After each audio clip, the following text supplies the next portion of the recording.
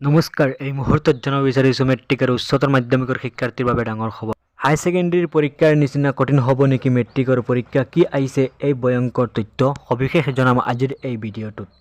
ভিডিঅ'টো আৰম্ভ কৰাৰ আগতে আপোনালোকক সৰু এটা ৰিকুৱেষ্ট কৰিম, যদি আমাৰ চেনেলত নতুন হয় তেনেহ'লে চেনেলটো ছাবস্ক্ৰাইব কৰি ৰাখক। 2023 বৰ্ষৰ হাই ছেকেণ্ডেৰী ফাইনেল পৰীক্ষা অনুষ্ঠিত হৈছিল 20 ফেব্ৰুৱাৰীৰ পৰা। 20 ফেব্ৰুৱাৰীত ইংৰাজী পৰীক্ষা আছিল। প্ৰথমটো পৰীক্ষাত ছাত্ৰ ছাত্ৰীসকলৰ কেনে লাগিছে? পৰীক্ষাৰ প্ৰশ্নকাকত বহুত টান আছিল, তাৰ বাবে আৰম্ভ হৈছিল বিতৰ্ক। এতিয়া প্ৰশ্ন উত্থাপন হৈছে, মেট্ৰিকৰ প্ৰশ্নকাকত আহিব নেকি টানকে? হাই ছেকেণ্ডেৰী ইংলিছ পৰীক্ষা প্ৰশ্নকাকতৰ নিচিনাকে আহিব নেকি এইবাৰৰ মেট্ৰিকৰ ইংলিছৰ কুৱেশ্যন পেপাৰ? তাকে লৈ এতিয়া মেট্ৰিক ছাত্ৰ ছাত্ৰীসকলৰ মাজত আৰম্ভ হৈছে বিতৰ্ক। মেট্ৰিক ছাত্ৰ ছাত্ৰীসকলৰ মাজত এইবাৰ নতুন নিয়মত অনুষ্ঠিত কৰা হ'ব 2023 বৰ্ষৰ মেট্ৰিক পৰীক্ষা। 3 মাৰ্চৰ পৰা আৰম্ভ হ'ব 2023 বৰ্ষৰ মেট্ৰিক পৰীক্ষা। এইবাৰৰ মেট্ৰিক পৰীক্ষাত কেইবাটাও নতুন নিয়ম থাকিব। এইবাৰৰ মেট্ৰিক পৰীক্ষাত 4টা বিষয়ত নতুনত্ব থাকিব।